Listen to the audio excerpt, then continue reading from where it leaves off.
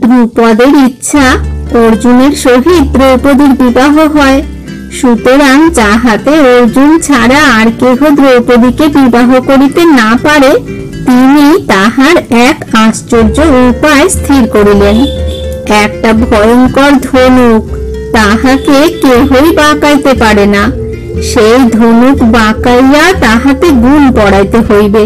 তারপর সেই ধনুকে তীর চড়াইয়া খুব উঁচুতে ঝুলানো একটা জিনিসকে বিঁধিতে হইবে। পথের মাঝখানে আবার একটা কলের মতন আছে, সেটার ভিতর দিয়া তীর গেলে তবে সেই জিনিসটাতে পৌঁছাইতে পারে। এতখানি কাজ করিয়া যে লক্ষ্য, অর্থাৎ যে জিনিসটাকে বিধিবার কথা, তাহা বিধিতে পারিবে, সে দ্রৌপদীকে পাইবে। দ্রুপদ বুঝিয়াছিলেন যে অর্জুন ছাড়া আর কাহারও সে ক্ষমতা নাই, কিন্তু তিনি এ কথা কাহাকেও বলিলেন না। স্বয়ংবরের সংবাদ পাইয়া পৃথিবীতে যত রাজা আর রাজপুত্র আর যোদ্ধা আর বড়লোক সকলেই আসিয়া পাঞ্চাল দেশে উপস্থিত হইয়াছেন। কর্ণ, দুর্যোধন, ভীষ্ম, দ্রোণ কেহই আসিতে বাকি নাই। ব্রাহ্মণ, পণ্ডিত আর মুনি ঋষিতে পাঞ্চাল দেশ ছাইয়া গিয়াছে।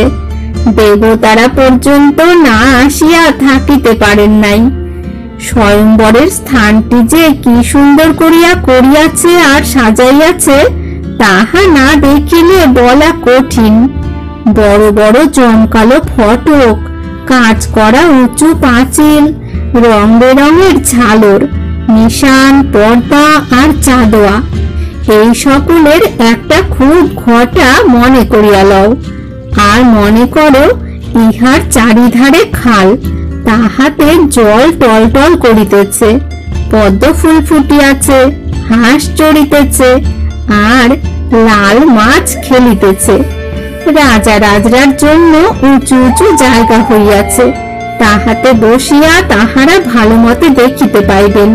সাধারণ লোকেরও ভালো মতেই দেখিবার ইচ্ছা, কিন্তু তাহাদের জন্য আর কে উঁচু জায়গা রাখিবে? কাজেই তাহারা গাছে উঠিয়া রাজাদের চেয়ে ভালো দেখিবার জোগাড় করিল। যাহারা দেখিবার বেশি সুবিধা পাইল না, তাহারা খালি গোলমাল করিয়াই স্বাদ মিটাইতে লাগিল। উহাদের গলার শব্দই বেশি হইয়াছিল না বাজনার শব্দই বেশি হইয়াছিল, তাহা ঠিক করিয়া বলা শক্ত। 15 দিন খালি গান বাজনাই চলিল। 16 দিনের দিন দ্রৌপদী স্নানের পর আশ্চর্য পোশাক এবং অলঙ্কার পরিয়া সোনার মালা হাতে সভায় আসিয়া দাঁড়াইলেন। অমনি গোলমাল থামাইয়া, বাজনা থামাইয়া সারা সভাটি চুপচাপ। তখন ধৃষ্টদ্যুম্ন দ্রৌপদীকে সভার মাঝখানে আনিয়া গম্ভীর স্বরে বলিতে লাগিলেন, আপনারা সকলে শুনুন। এই ধনুর্বাণ আর ওই লক্ষ্য আপনারা দেখিতেছেন। ওই যে একটা কলের মতন, তাহাতে ছিদ্র আছে, তাহাও দেখুন। ওই ছিদ্রের ভিতর দিয়া 5টি তীর মারিয়া লক্ষ্য বিধাইয়া মাটিতে ফেলিতে হইবে।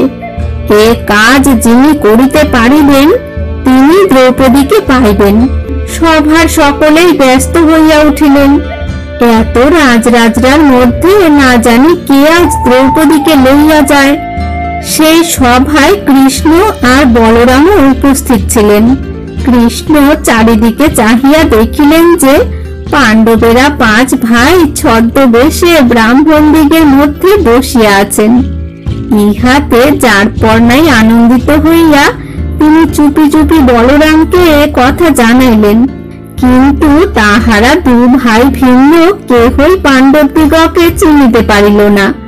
তাহারা তামাশা দেখিতেই ব্যস্ত ছিল। এদিকে বাজনা বাজিতেছে, আর রাজাদিগের মধ্যে হইতে এক একজন করিয়া লক্ষ্য বিধিয়া বিদ্যার পরীক্ষা দিতে যাইতেছেন। হায় হায়, সে সর্বনেশে ধনুক কাহারও হাতে বাগ মানিতে চাহে না, বরং তাহার ধাক্কায় রাজা মহাশয়েরাই ঠিকরাইয়া পড়েন। বড় বড় রাজা পর্যন্ত কেহ চিৎপাত হইয়া, কেহ ডিগবাজি খাইয়া, কাহারও পাগড়ি উড়িয়া গিয়া নাকালের এক শেষ, তাহাদের মুখে আর কথাটি নাই। এমন সময় কর্ণ আসিয়া দেখিতে দেখিতে সেই ধনুকে গুণ আর তীর চড়াইয়া লক্ষ্য বিধিতে প্রস্তুত হইলেন। তাহা দেখিয়া পাণ্ডবেরা মনে করিলেন, এই বুঝি লক্ষ্য বিধিয়া দ্রৌপদীকে লইয়া যায়। কিন্তু কর্ণকে দেখিয়া দ্রৌপদী বলিলেন, আমি সারথীর ছেলের গলায় মালা দিতে পারিব না। কাজেই কর্ণকে লক্ষ্য না বিধিয়াই ফিরিয়া যাইতে হইল। সেদিন রাজা মহাশয়দের যে দুর্দশা, শিশুপালের তো হাঁটুই ভাঙিয়া গেল, জরাসন্ধ গুতা খাইয়া চিৎপাত। তারপর তাড়াতাড়ি উঠিয়া ধুলা ঝাড়িতে ঝাড়িতে সেই যে তুমি সেখান হইতে চলিলেন, আর একেবারে নিজের ঘরে না পৌঁছিয়া থামিলেন না। শল্যেরও প্রায় সেই দশা।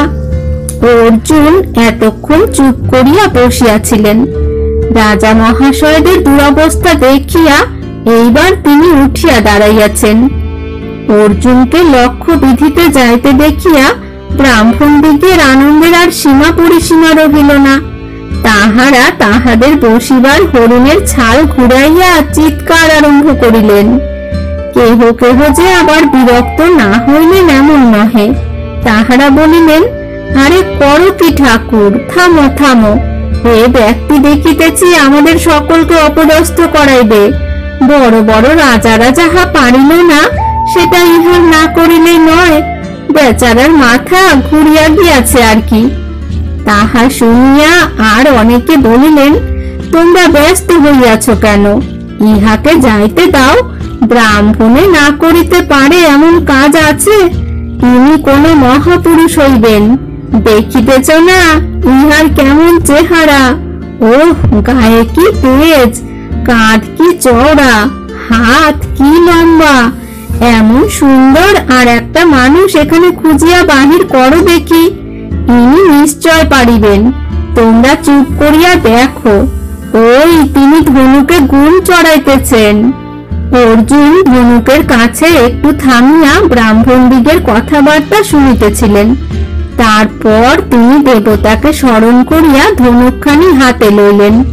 সে ধনুকে গুণ চড়ানো কি আর অর্জুনের কাছে একটা কঠিন কাজ? তিনি চক্ষের পলকে গুণ চড়াইয়া 5টি তীর হাতে লইলেন। তারপর দেখিতে দেখিতে লক্ষ্য বিধিয়া মাটিতে পড়িল। সকলে দেখিয়া অবাক। তখন আকাশ হইতে দেবতারা জয় জয় শব্দে অর্জুনের মাথায় পুষ্প বৃষ্টি করিতে লাগিলেন। আর ব্রাহ্মণদিগের কথা কি বলিব, হরিণের ছাল, কুশাসন, চাদর, কোচা কিছুই তাহারা ঘুরাইতে বাকি রাখিলেন না। তারপর বাজনদারেরা যে তাহাদের সকলগুলি ঢাক, ঢোল, সানাই, কাড়া আর কাশি একসঙ্গে মিলাইয়া একটা কাণ্ড করিয়াছিল, তাহা যদি শুনিতে। সেই আনন্দ কোলাহলের ভিতরে দ্রৌপদী হাসিতে হাসিতে অর্জুনকে মালা দিয়া তাহার কাছে আসিয়া দাঁড়াইলেন। এদিকে কিন্তু রাজা মহাশয়দের মুখ ভার আর চোখ লাল। তাহারা নিজে যে সকলেই সেদিন কি অদ্ভুত বিদ্যা দেখাইয়াছেন, সে কথা আর তাহাদের মনে নাই। তাহারা থাকিতে ব্রাহ্মণ কেন নিয়ে লইয়া গেল, তাই তাহাদের রাগ। এমন কথা, আমাদিগকে ডাকিয়া আনিয়া অপমান করিল। বলেন কি মহাশয়? তাই তো, এমন কথা, অপমান করিল। মার মার, দ্রুপদকে মার, আর ওই হতভাগা মেয়েটাকে পোড়াইয়া ফেল। এই বলিয়া সকল রাজা একজোটে দ্রুপদকে আক্রমণ করিতে আসিল। দ্রুপদ আর উপায় না দেখিয়া ব্রাহ্মণদের নিকটে আসিয়া দাঁড়াইলেন। অর্জুন ইহার পূর্বেই ধনুক বাণ লইয়া প্রস্তুত। ততক্ষণে ভীমু একটা বড় গাছের গাছ উপড়াইয়া ডালপাতা ঝাড়িয়া বেশ মজবুত একটি লাঠি প্রস্তুত করিয়া লইয়াছেন। এদিকে এ সকল কাণ্ড দেখিয়া কৃষ্ণ বলরামকে বলিতেছেন, দাদা, এ ধনুক অর্জুন ভিন্ন আর কেহই এমন করিয়া বাগাইতে পারে না। আর এমন করিয়া গাছ ভাঙিয়া লাঠি তৈরি করাও ভীম ছাড়া আর কাহারও কর্ম নহে। আর ওই তিনজন নিশ্চয় যুধিষ্ঠির, নকুল আর সহদেব।